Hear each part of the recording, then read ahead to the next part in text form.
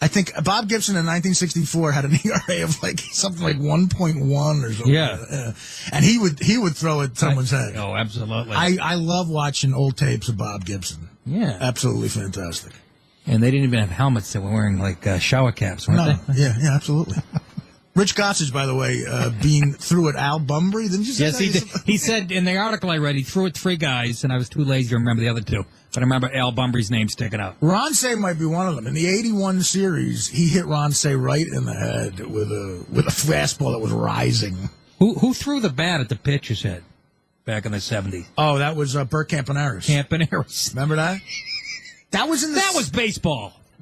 Kids don't know you're missing with your helmets and that was baseball back then. Burt Campaneris would have killed him. The guy, I don't know who the pitcher was right now, but it was. I'll tell you who it was. It was Reggie Cleveland.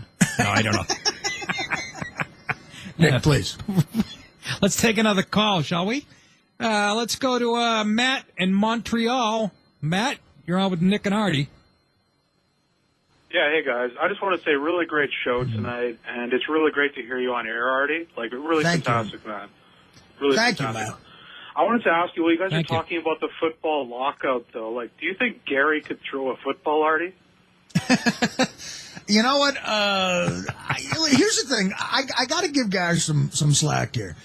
I bet he can throw, but I have tried to throw out a first pitch at minor league games, and the pressure is insane. I know how to throw a baseball, but the pressure of being at your favorite team's home stadium, I couldn't imagine, is really, really rough. So I gotta give Gary a pass, but I bet he can throw a football better than he can throw a baseball. Absolutely. I have never seen. I don't know. You can't. I've never seen a throw like that in my life. It was like watching Gary Yepremian try to.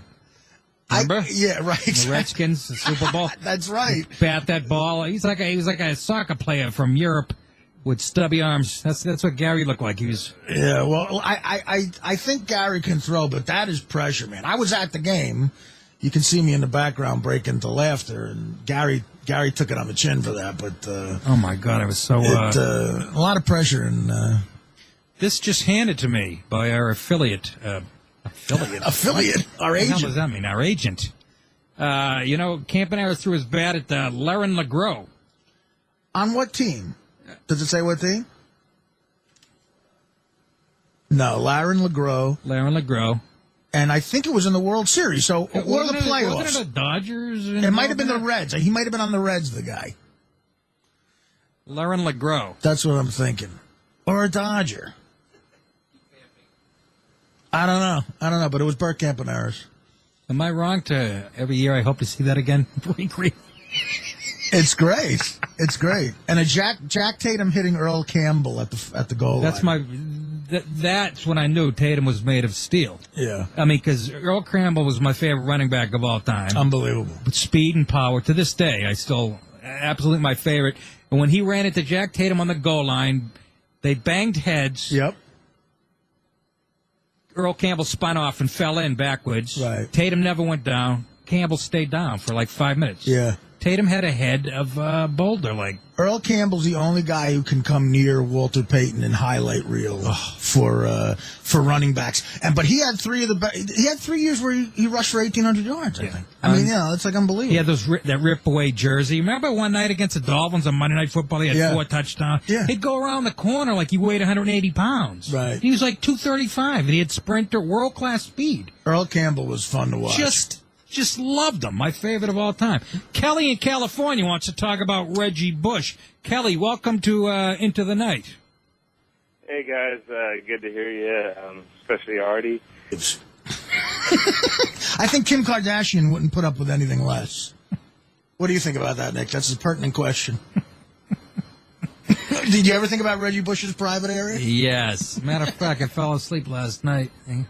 This just in, by the way, Nick. Yeah. Game 2, 1972 playoffs, A's versus Tigers.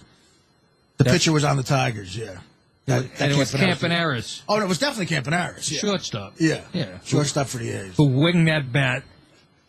And the guy the bat was going around like a helicopter. It was a helicopter. And the guy ducked just in time. It was one of the most accurate throws I saw in that whole series. It was... I still can't to this day. I'm waiting for like who's it? Milton Bradley. These guys with tempers. Milton Bradley. Is that his name? That's the game company. I know. Yeah. What's his name? It might be, actually. I think it is. You're all laughing at me. I think it's Milt Bradley. What? You're going to laugh at me. The hell with you. We got a minute. Let's go to another call, Nick. They were all gone. You don't have time. There's no time for another call. Yeah. See, the agent gets involved, screws everything up. I told you not to. Unbelievable. Makes one suggestion, and I'm getting yelled at from the booth. We got a minute and a half left, Artie. I'm at Caroline's Comedy Club in New York City tomorrow night, if you guys are around. You do the plugs. Artie? I might stop by and check you out, Nick. Are you really? I never get tired of your stand-up. That would be beautiful. I do. I'd trade it in right now. I'd sell shoes at the mall tomorrow if I could get off the road. Well, after this, you might be. Yeah. Let's face it. But what do you got going? Nothing. I'm writing a second book. Artie's writing a second book. Yeah, I'm writing a second book, and I guess there'll be some more crazy stories in that one. About sobriety. Yeah. Artie goes, then I had a cheesesteak and went home and watched sports, and I went to bed. It's going to be a hell of a chapter. No, this guy's got more stories than anybody I know. Yeah, we only scratched the surface with what me and you are capable of, lame story-wise. So they didn't even touch the stories. Right. Unbelievable. The one with you thrown up out of the cab in the parking lot of the gas station, and the cop shined the light on you. Cop going, Artie, and just drove away. It's my favorite story of all time. Yeah, that's a good one. That was coming back from Albany. Folks, I want to thank everybody, Tony Bruno, Tim Cates, Ryan, everybody involved with the show for letting us sit in. Had a great time. Nick Depaulo and Artie Lange. Hopefully we'll do it again sometime. Yeah, I want to say thank you to Nick Depaulo. And I want to say thank you to Artie Lange. It's Into the Night, folks. See you again.